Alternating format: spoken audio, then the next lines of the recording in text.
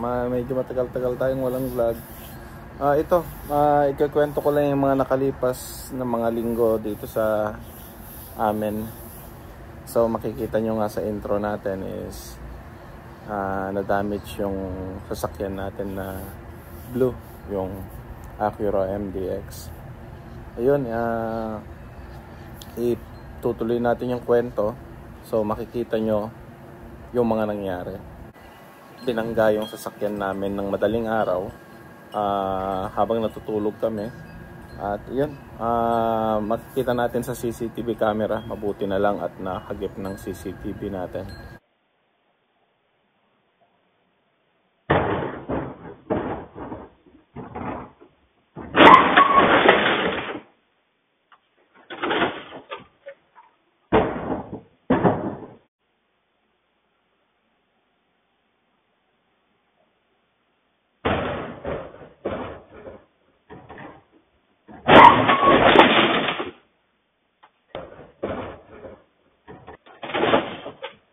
Yun, pagkatapos ng pangyayaring yun, nagising na lang ako sa text ng kapitbahay natin na kaibigan natin. Sinasabi nga na may damage nga daw yung sasakyan ko sa garahe. At yun ay siguro mga alas 7 ng umaga nung sinabihan na ako.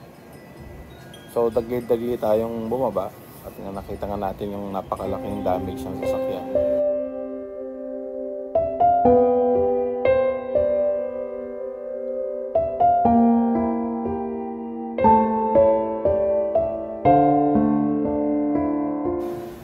Yun, sinabihan nga tayo na tumawag na ng pulis. Tumawag na tayo ng 911 at nag-dispatch nga sila ng pulis kaagad. Habang hinihintay namin yung pulis, hinanap ko nga yung video dun sa CCTV camera. Mabuti na lang at may dalawang camera na nakatutok dun sa may mga sasakyan ko during that event, no? Part yun ng CCTV camera dito sa bahay. And nahanap ko nga kung sinong nakabangga ng sasakyan. And iisa lang naman yung sasakyan na ganong kulay dito sa amin at ganong model, kaya madali lang namin natunton. Yun nga lang, at hindi nga siya nag-iwan ng kahit anong notification or note dun sa may sasakyan nung nabangga niya. Kala niya siguro walang camera na nakapaligid sa bahay, kaya umalis na lang siya. So sa madaling salita, yung pangyayari is hit and run, di ba? So yun, nakita ko yung mukha rin niya kasi bumaba siya ng sasakyan, pero syempre hindi na natin ipapa-post dito sa vlog kasi this is after the fact nung pangyayari. And after namin gumawa ng police report, na-identify na nila kung sino yung nakabangga. Mayroon na kaming full name, alam ko na rin yung address. And kaibigan ko, hindi naman kaibigan, kundi kung napapadaan ako sa bahay nila, kinakausap nila ako. So kilala ko talaga yung nakabangga. So since alam ko yung pangalan niya, pero hindi ko syempre alam yung phone number niya, and hindi nga siya nag-reach out sa akin. Ang ginawa ko, pumunta ako dun sa gate namin at hinanap ko yung pangalan niya sa gate. Kasi yung gate namin is gated community kami dito. Kailangan mong tumawag dun sa may-ari para buksan yung gate. Ganon. So, ang ginawa ko is tinawagan ko siya mula sa gate and kinuha ko yung totoong number niya from the gate. Yun nga lang, syempre nung una is dinideny niya kung ano yung nangyari, until sinabi ko sa kanya na we have cameras around the house and nakita nga namin yung pangyayari and alam ko na ikaw yung nakabangga, sabi ko. Then dun sa part na yon, syempre checkmate na siya. Wala na siyang maikakaila dahil mayroon akong mga videos nung pangyayari. So yun, binigay niya yung number and he said na babalik daw siya and aayusin niya yung mga na-damage niya. And that day, inayos na rin namin sa insurance niya yung case. Siyempre, ni-report ko muna sa insurance ko. Pero I don't want to hit my insurance kasi tataas yung premium natin. So, sinabi ko, hiningi ko yung information ng insurance niya so that we can immediately put the claim dun sa insurance. Yeah, I have the option to press charge dun sa pangyayari. Actually, pwede ko siyang issue. Dahil nga hit and run yung pangyayari, no? Pero pinili kong hindi na lang kasi ayaw ko rin makasira ng buhay ng tao. Alam niyo yun. Halatang may pinagdadaanan, so ayaw ko nang dumagdag. Siguro pasalamat na rin tayo at meron tayong video. Mas napadali yung investigation. And kung wala man yung video, siguro yun, mas mahirap konti. Pero thankfully, meron naman tayong kapitbahay na actually nakakita ng pangyayari. And meron tayong ebidensya. At hindi lang yun yung sasakyan ko ang nabangga niya. Nabangga rin niya yung isa pang kapitbahay namin. Pero mas less yung damage ng kapitbahay namin. Then anyway, inayos naman kaagad ng insurance niya yung mga dapat ayusin. And after that, yun nga, pina-estimate na yung damage ng sasakyan sa kasa. No, so nilagay namin sa body shop yung sasakyan and inestimate na nga nila yung damage. Ang estimate is $15,000 yung damage para maibalik yung dating condition ng sasakyan, and it will take them 50 days to repair it. So hindi siya okay sa akin kasi 50 days is too much, although kahit na meron silang ibibigay sa akin na rental car dito sa Florida. Ang law dito is ibibigyan ka nila ng rental car pero hindi comparable dun sa na-damage nilang sasakyan, which is that car is a 7-seater car. Ang bibigay lang nila sa akin is a small sedan car na alam niyo yun, 5-seater. So hindi okay yun sa akin. So yun, nag-decide ako na ibenta na lang yung sasakyan and get another car.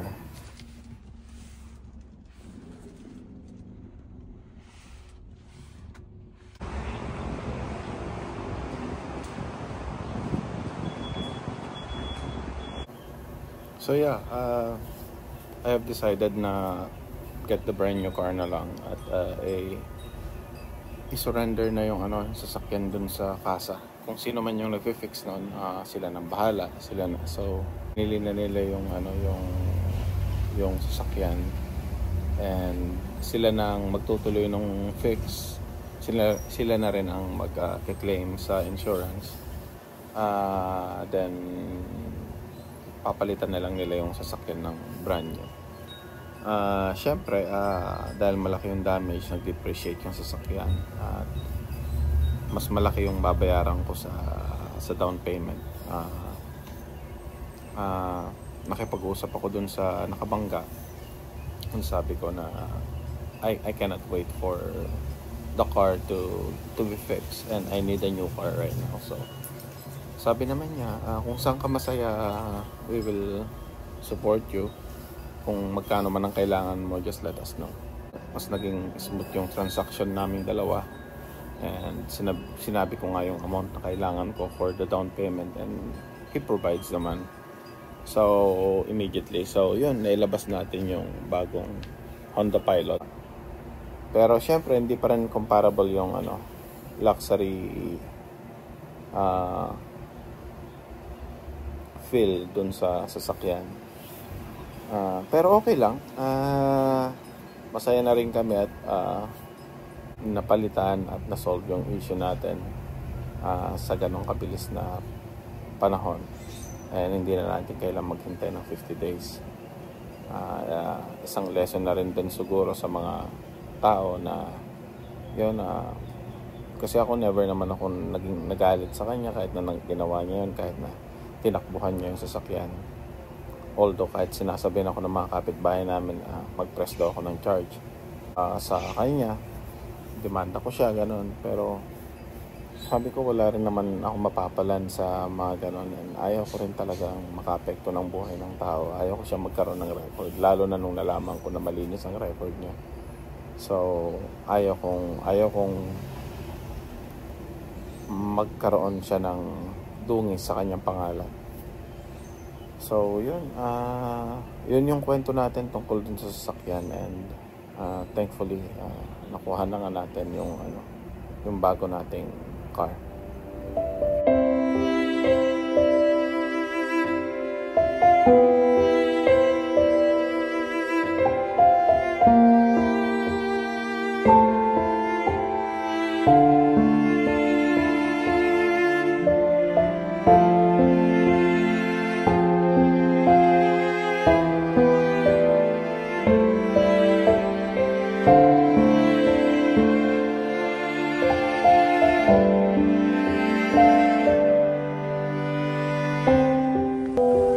Tayo ng Miami Open. Dito rin maglalaro si Alexandria Iyala. So ngayon, semifinals. Dito tayo para supporta.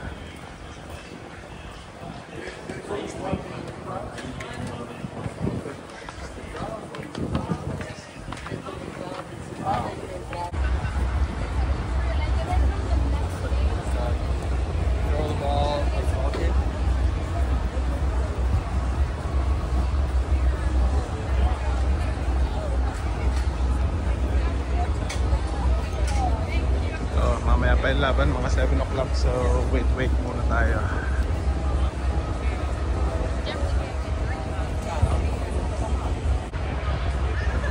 So dito kami sa taas nakakuha ng upuan. Ba? Oh shit.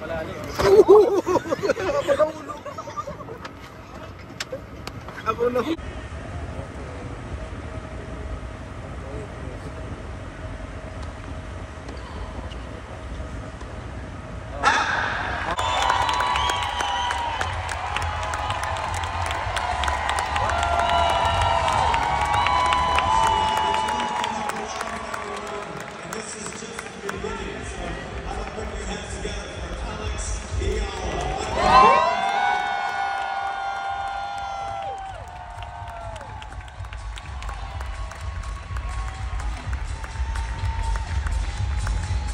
Ano kami dito ng talaga mga paper.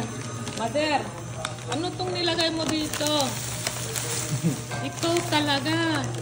Nakalimutan na niya. Nakalimutan na niya. Nakakatago niya.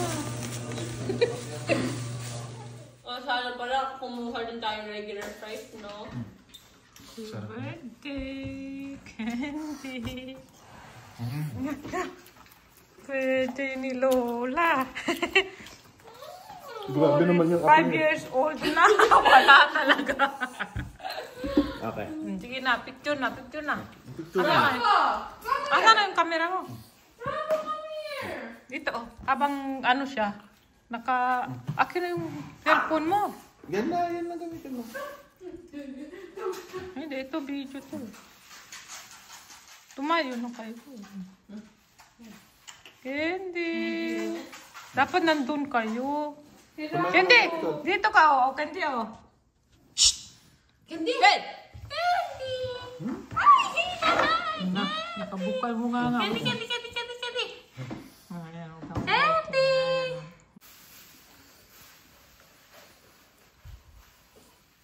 Hindi, buhatin mo. Para dyan sila kay daddy mo dalawa. Sarap ng truffle ng fries nila. Eh.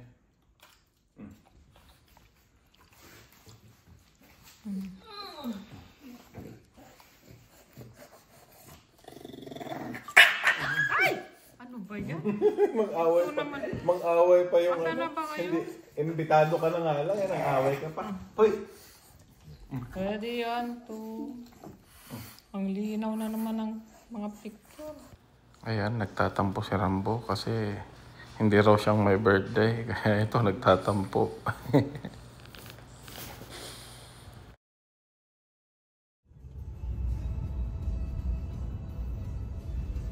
naka-jacket? Saan? Ba't naka-jacket? Kasi galing si Sam malamig. Ayan na din ang mama. Oh. Oh. Mahirap dito magtagal na stop. Hindi, okay lang. Tulungan mo. Yan na si mama. Oh. Na, oh. I-unlock mo. Mama! Kamusta niyang? Mayroon pa kayong dala? Wala na. Na, bilisan daw. Halak. Dala mo papa. Bilisan daw, Papa. Ayan, galing Saudi. Galing Saudi.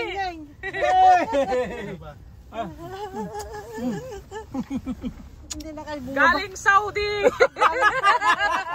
Palaging galing Saudi. Ang style. Kaninang madaling araw pa kayo nag-antay kasi hindi.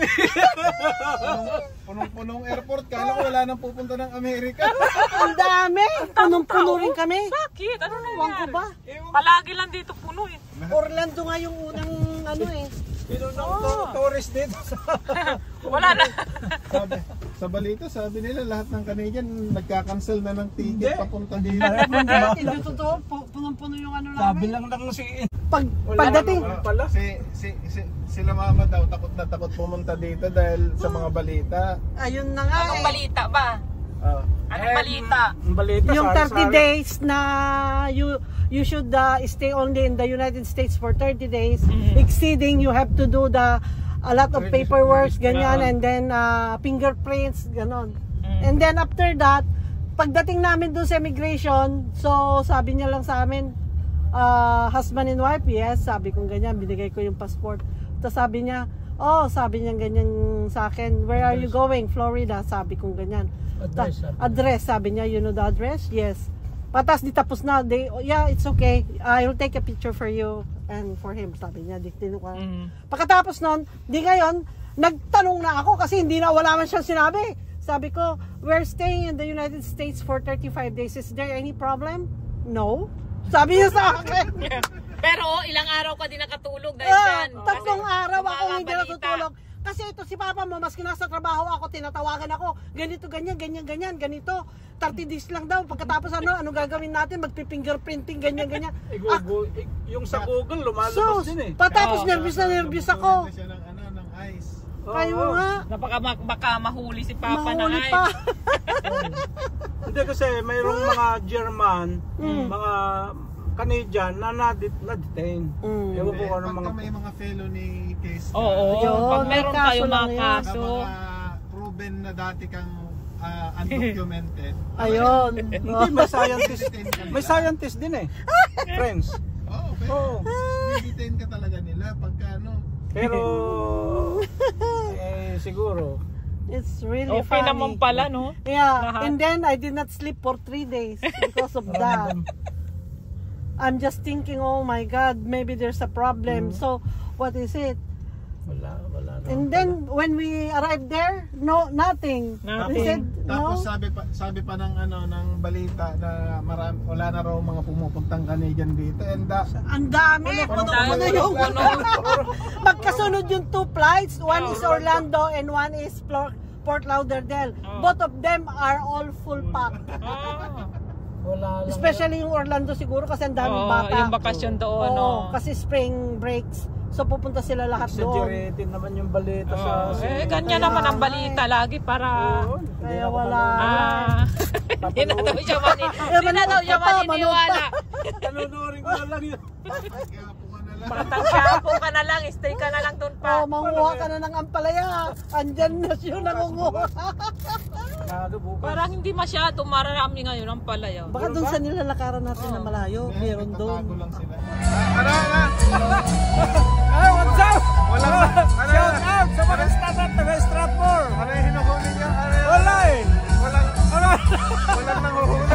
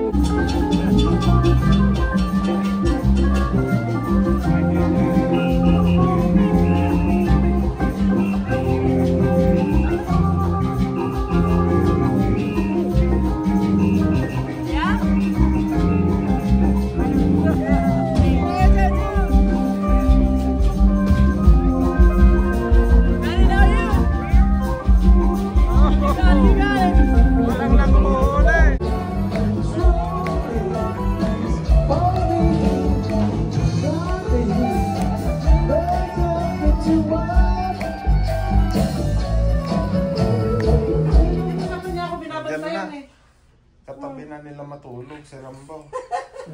Alam niya eh. My goodness. Sabi niya, Papa, can go sleep in the cage.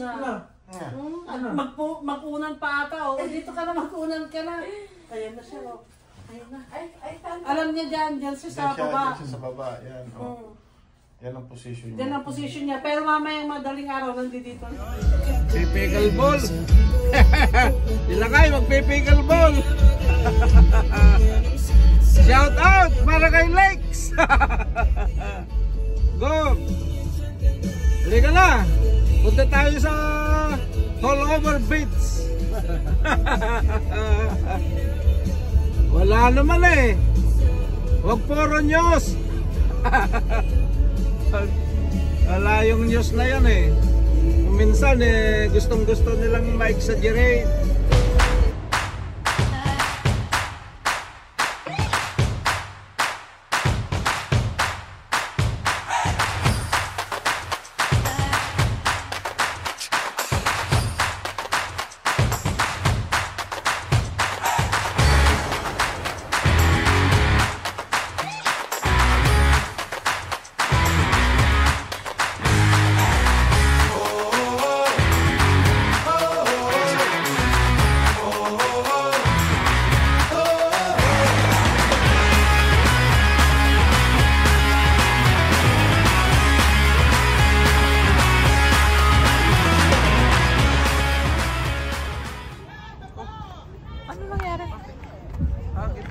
Get out daw, mama.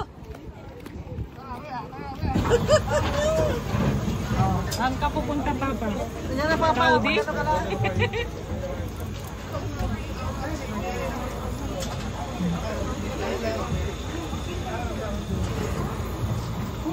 Yun.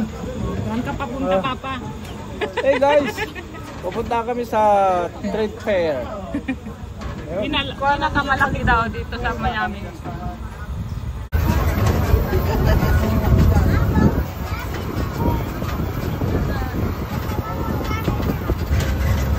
Daming guminto. Ang sakyan natin, pinakamalaki ng dulo. Ang dulo. Yung daw, pag sumakay ka. Kung gusto mo sumakay, bumili ka ng ticket.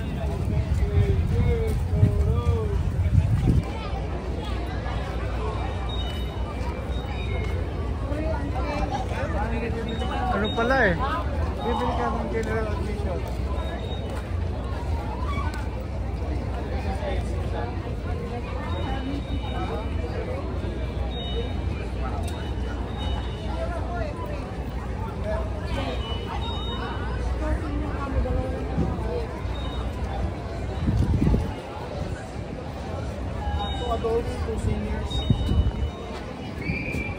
Oh, dito tayo sa 67. trade fair. 68. 68. Oh, they're just, you have your ID? No, Papa.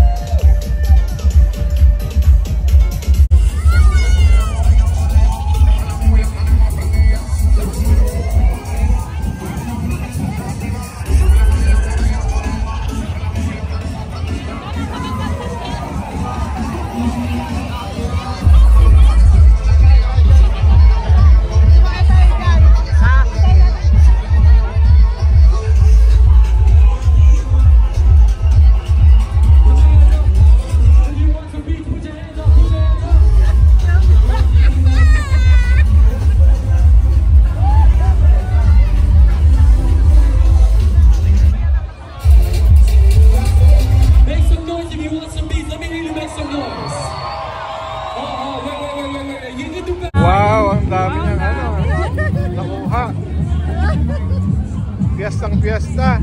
Piyestang piyesta. Take it back now, y'all. Take it back now. This time. Right foot, let's start. Left foot, let's start. Cha-cha, real smooth. To the left. To the left.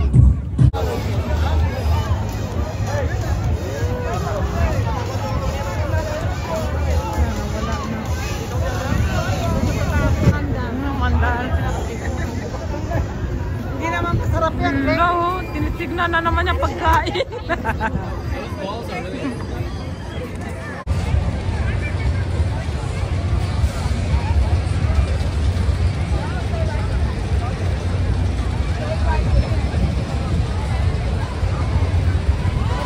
Oh, sasakay sa malaking Ferris wheel. May aircon.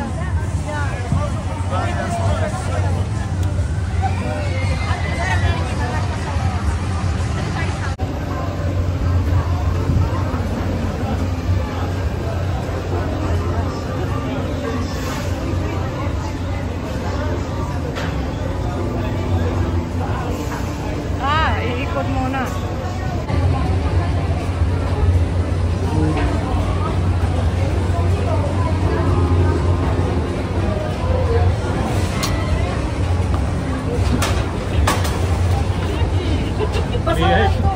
VIP na Ferris wheel. May aircon eh. May tuloy. Nag-iba yung oras nyo.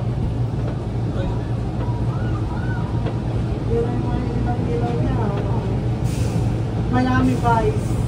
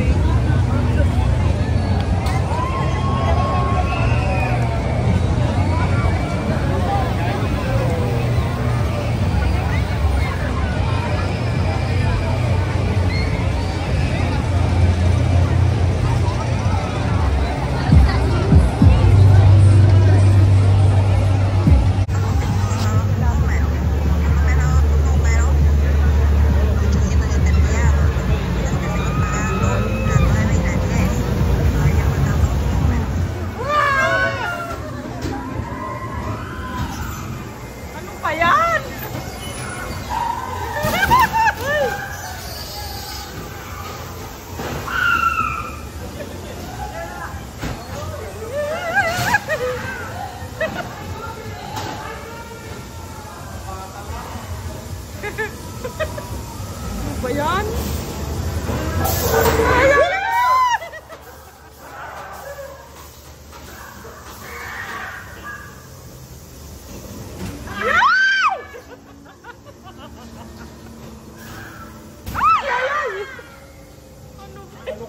Kalokohan! Yan, babangon mo ba yan? Ha? Babangon.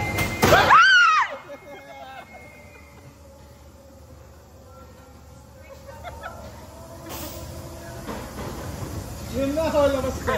Nalabas. Ano yan? May pande!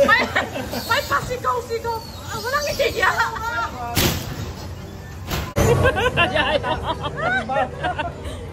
Ano? Refund? Refund? Refund? Refund. Pambata. Kung makasigaw naman yung iba.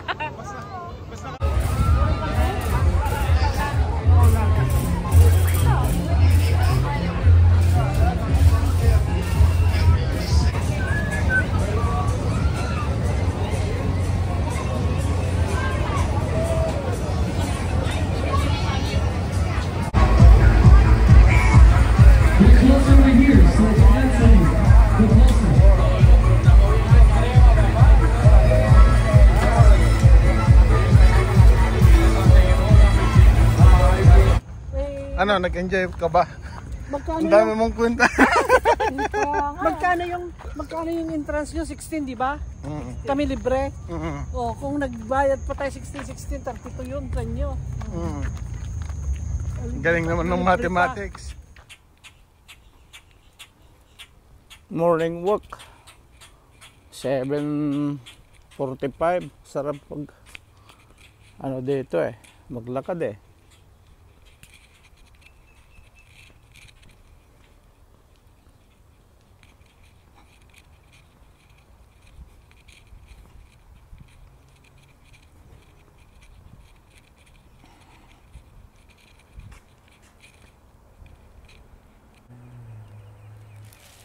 Good morning. Oh, dami na itong kukunin kong dahon ng ampalaya. Panalo. Sarap ito sa munggo. Ayan. Oh, tumutubo lang dito eh. Ang dami ngayon ah. Sagana sa ano eh. Oh. Wala. Kumakalat-kat lang dito sa tabi ng ano eh, basketball court eh. Dami oh. Oh. Sarap yan sa munggo. Kaya ano, pinakulo lang tapos sa usawa mo bagoong kamatis. Ayos, panalo. Guys, ito, sabantalahin ko na, nandito na eh. Oh, talaga naman. Kaya lagyan mo ng ano, tuna sardines. Lastik. O, kuha muna ako, baka maunahan ako ng mga ano eh. Yung mga Espanyol.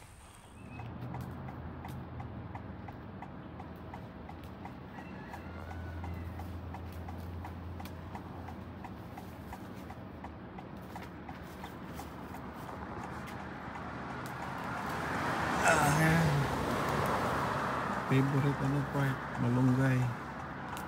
Nakatipid.